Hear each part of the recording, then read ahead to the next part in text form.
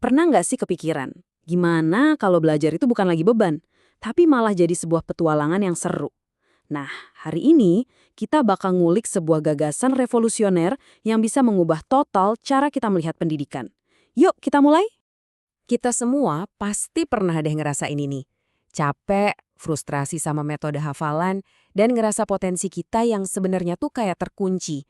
Rasanya tuh pasti ada cara yang lebih baik, tapi kita nggak tahu harus mulai dari mana kan? Dan ternyata kita nggak sendirian loh. Coba deh dengerin kutipan ini.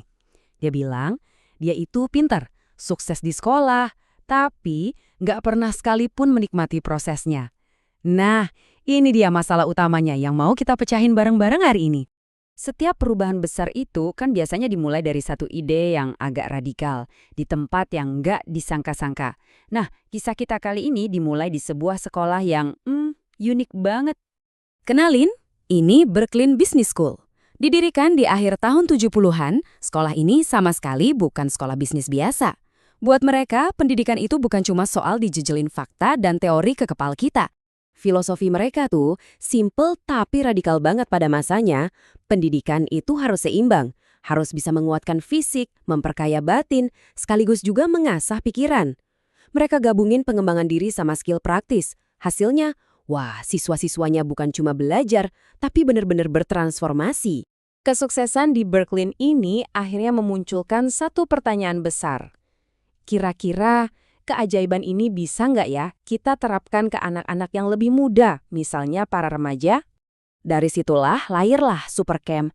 Jadi mereka ngambilin semua prinsip-prinsip inti dari Brooklyn, kayak belajar harus seru, fokus ke pengembangan diri, lalu mereka rancang ulang khusus buat para remaja. Supercamp yang pertama di tahun 1982 itu, wah bukan kayak sekolah yang kita kenal sama sekali.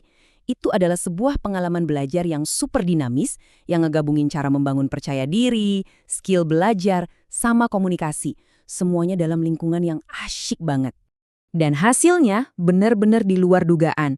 Para remaja yang tadinya datang dengan rasa ragu, nggak termotivasi, pulangnya malah bawa semangat baru, nilai yang lebih baik, dan yang paling penting mereka jadi cinta lagi sama yang namanya belajar. Dampaknya itu sampai dirasain banget sama orang tua. Ada salah satu dari mereka yang bilang, yang paling penting itu bukan lagi soal ngejar nilai A, tapi anaknya sekarang benar-benar menikmati proses belajar dan punya motivasi dari dalam dirinya sendiri. Nah, itu kan perubahan yang sesungguhnya. Oke, setelah kita dengerin ceritanya yang seru banget, sekarang yuk kita bedah intinya. Sebenarnya apa sih quantum learning itu? Gampangnya gini, quantum learning itu ibaratnya kita jadi dirijen atau sutradara buat proses belajar kita sendiri. Semuanya diatur, mulai dari suasana ruangan, musik yang didengerin, sampai cara kamu nyatat supaya semuanya pas dan sejalan sama cara kerja alami otak kita. Jadi ini bukan cuma satu trik, tapi satu sistem yang utuh. Dan ini bukan cuma ngomongin teori doang loh. Quantum learning itu ngasih kita alat-alat yang praktis. Misalnya, gimana caranya nemuin gaya belajar kita, teknik ngapalin cepet, cara baca kilat, nyatet pakai mind mapping, sampai ngebangun pola pikir yang positif. Semua ini tuh skill beneran yang bisa langsung kamu pakai. Nah, salah satu konsep kuncinya yang paling keren itu namanya ambak. Ini pertanyaan simpel yang harus kamu tanyain ke diri sendiri sebelum belajar apapun. Apa manfaatnya bagiku? Saat kamu bisa nyambungin apa yang kamu pelajari dengan minat atau tujuanmu, wush, motivasi dari dalam itu langsung nyala, otomatis. Oke, sekarang kita balik lagi ke kamu. Setelah tahu asal-usul dan metodenya, apa sih janji yang ditawarkan quantum learning buat kita semua secara pribadi? Ini dia janjinya, dan ini, wow, gede banget ya. Langsung dari halaman pertama bukunya. Tujuannya bukan cuma biar kita bisa belajar lebih baik, tapi untuk menjadi manusia baru. Ini bicara soal sebuah transformasi yang jauh lebih dalam. Bahkan penerbit bukunya sampai bilang kalau metode ini tuh kayak sebuah bom yang siap meledak.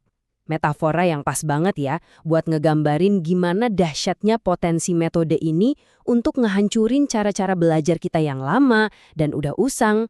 Jadi, buat penutup, aku mau kasih satu pertanyaan buat kamu renungin. Kalau seandainya belajar itu bukan lagi sebuah halangan, tapi justru jadi kekuatan super kamu, kira-kira kejeniusan apa sih yang sebenarnya selama ini terpendam di dalam dirimu yang nunggu buat dilepaskan? Coba deh pikirin.